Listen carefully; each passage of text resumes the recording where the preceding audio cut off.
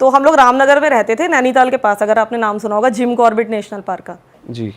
तो हम रामनगर में रहा करते थे और जिस घर में हम रहे करीब 10 ईयर्स तक वो हॉन्टेड था। और प्रॉब्लम ये थी कि मेरी मम्मी डरती नहीं थी, तो उनको पता था कि हॉन्टेड है, उनके साथ भी बहुत सारे एक्सपीरियंसेस हुए, लेकिन वो सोचती थी कि सब गलतफहमी है।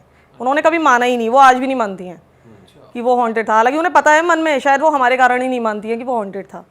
तो हुआ ये कि ये जो मकान था इसके 2 पोर्शन थे, एक 2 रूम पोर्शन और दूसरा 2 रूम पोर्शन।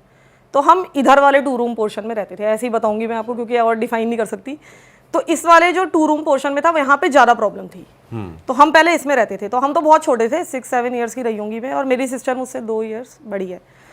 तो मेरे मतलब जो मम्मी थी उनको बहुत ज़्यादा प्रॉब्लम होती थी उस घर में, और मेनली जो अंदर वाला रूम था, जो बेडरूम था, उसमें बहुत ज़्यादा प्रॉब्लम होती थी। अगर वो दिन में सो जाएं, लेट जाएं, तो उनको डायरेक्ट वो औरत दिखाई देती थी जो उस घर में पहले रही होगी, या वो आत्मा के रूप में जो भी थी, वो उनको अभी भी नहीं पता, लेकिन एक औरत दिखाई देती थी बिल्कुल काली और वाइट कपड़ों में, और वो ऐसे दिखाई देती थी कि एक दीवार से निकल कर आई और दूसरी दीवार में एंटर कर गई, ऐसे दिखाई देती थी बिल्कुल साफ साफ।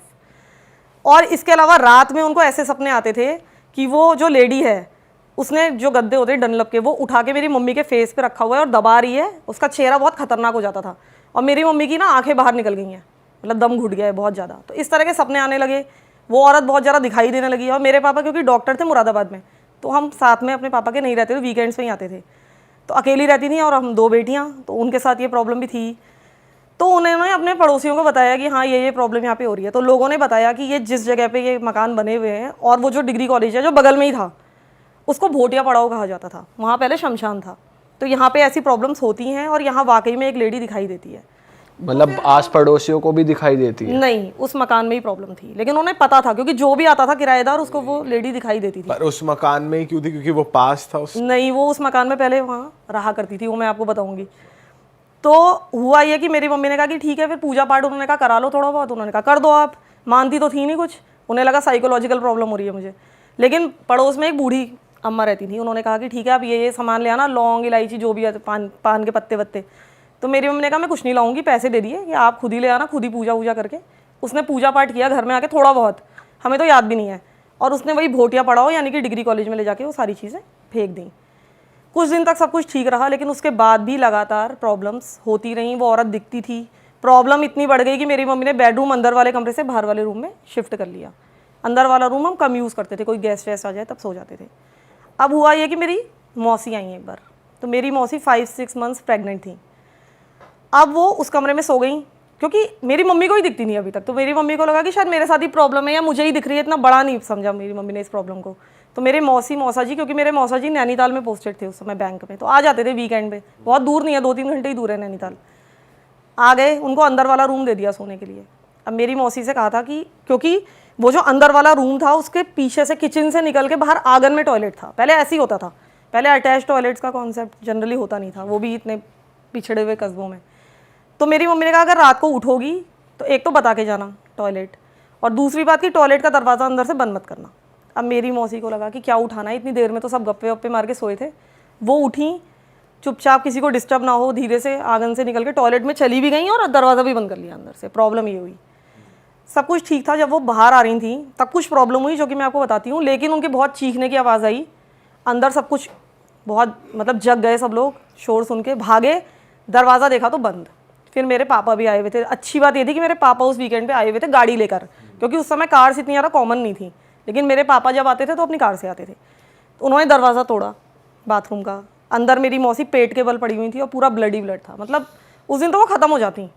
लेकिन मेरे पापा ने किसी तरह उठाया, उन्हें हॉस्पिटल लेकर आए, खुद भी डॉक्टर थे तो खुद भी बहुत ज़्यादा हेल्प की। मौसी तो बच गई, लेकिन वो बच्चा वहाँ पर ख़त्म हो गया। ठीक है, फिर लोगों ने कहा, जो आस पड़ोस के लोग थे, कि बलि ले ली इसने। ठीक है, अब मम्मी को लगा कि क्या बली वली, मतलब थोड़ा विश्वास भी हुआ, थोड़ा नहीं भी हुआ। फिर बाद में हम इस पोर्शन से दूसरे पोर्शन में शिफ्ट कर गए थे। अब इस पोर्शन में एक नई फैमिली रहने के लिए आई।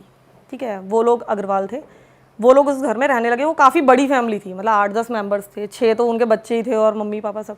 तो अंदर वाले रूम को भी यूज़ करते थे, बाहर भी। तो उनकी जो मिडिल वाली जो डॉटर थी, जिसका नाम था अनीता, उनको ज़्यादा प्रॉब्लम हुई। मुझे लगता है जिसके ग्रह थोड़े कमज़ोर होते हैं उसे होती है शायद। तो उसे प्रॉब्लम होनी शुरू हुई, उसे बहुत ज़्यादा वो लेडी दिखने लगी फिर से, एक बार फिर से, मतलब वो गई नहीं थी, वो उसी घर में है। एक बार इनके रिलेटिव्स आए हुए थे कई सालों के बाद, मतलब मेरी मौसी वाली घटना को हो गए थे 3-4 साल। उसके बाद वहाँ पर उनकी एक रिलेटिव आई जो कि प्रेग्नेंट थी, यही 6-7 मंथ्स प्रेग्नेंट थी, वो भी उस कमरे में सो गई।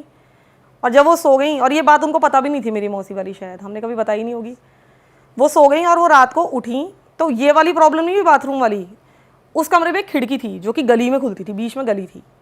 उनकी नज़र ना उस खिड़की पे गई अचानक से ही, तो उन्होंने देखा उस खिड़की पे एक बच्चा खड़ा हुआ है, मतलब होगा 8-10 साल का, और पूरा सिर से पैर तक खून से तर है, एकदम वाइट जैसे होती है डेड बॉडी वैसा चेहरा, और पूरा ना ब्लड टपक रहा था उसकी शरीर से पूरा नीचे तक।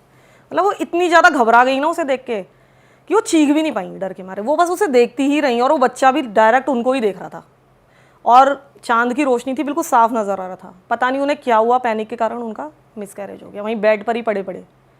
तो यानी कि उस घर ने कुल मिलाकर 2 बलि ली। उसके बाद मुझे लगता है कि वो औरत थोड़ा सा शांत हुई, उसके बाद से वहाँ पे ऐसी डेथ नहीं हुई किसी की अननेचुरल, नेचुरल डेथ्स हुई। आज भी उस मकान में लोग रहते हैं, अब तो कई साल हो गए, कम से कम 20 साल पुरानी घटनाएं बता रही हूँ मैं आपको, 20 से भी ज़्यादा साल पुरानी। अभी भी वहाँ लोग रहते हैं। मैं अभी मेरे ख्याल से मार्च में ही गई थी जिम कॉर्बेट पार्क, तो मैं अपने घर में भी गई थी देखने के लिए, मैंने उसका वीडियो भी डाला है अपने चैनल पर। तो वो मकान आज भी है, वहाँ लोग रहते हैं, लेकिन अब इस तरह की घटनाएं थोड़ी सी वहाँ पर कम हो गई हैं। तो फिर जब मैंने इस बार गई थी तो पता किया था, तो मेरी कुछ फ्रेंड्स ने जब पता करके मुझे बताया, तो उन्होंने कहा कि वहाँ पर इस मकान के बनने से पहले एक झोपड़ी थी, झोपड़ी बना के रहते थे यहाँ लोग।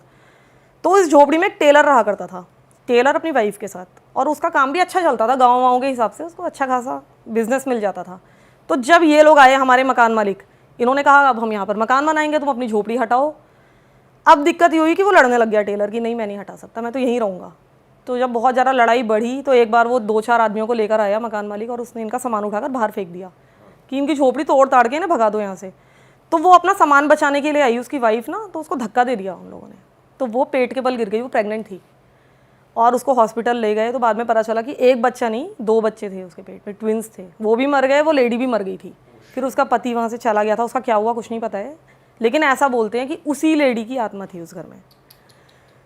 तो इसी मतलब घर में बहुत सारे और भी एक्सपीरियंसेस हुए। जब हम इस वाले पोर्शन में आ गए थे ना, दूसरे वाले, वहाँ पर भी बहुत प्रॉब्लम थी। मतलब रात भर ना ईंटें सरकने की आवाज़ें आती थी घर से पूरी रात, और जैसे दीवारें थी वहाँ की, तो अगर आप कंचा गिराते हैं तो पहले एक बार गिरता है टप, फिर टक टक टक टक करके रुकता है ना, ऐसी आवाज़ें दीवारों के अंदर से आती थी। और शायद हमें इतनी आदत पड़ चुकी थी ना कि हमें कुछ नहीं लगता था, डर तो लगता था हमें कि क्या हो रहा है दीवारों के अंदर, लेकिन इतना ज़्यादा हम पैनिक नहीं होते थे, हमें ना आदत पड़ गई थी।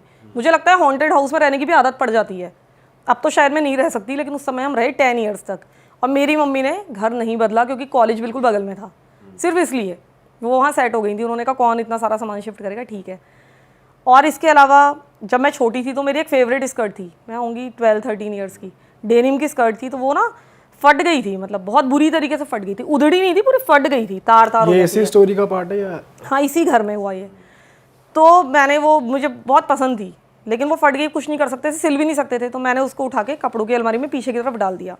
1-2 महीने बाद मैं ऐसी अलमारी साफ़ कर रही होंगी, कुछ निकाल रही होंगी, मुझे वो स्कर्ट मिली, मैंने निकाली तो वो इंटैक्ट थी, वो बिल्कुल कहीं से फटी हुई नहीं थी। और मैं इतनी छोटी थी, उसके बाद भी मतलब मेरे को बहुत ज़्यादा डर लगा क्योंकि बहुत ज़्यादा अननेचुरल चीज़ थी। मैंने उस स्कर्ट को फिर कभी नहीं पहना, लेकिन वो कई सालों तक हमारे घर में रही और बिल्कुल ठीक, और ना वो किसी ने सिली थी, वो ज्यों की त्यों थी। तो इस तरह की घटनाएं उस घर में हमारी बहुत हुई।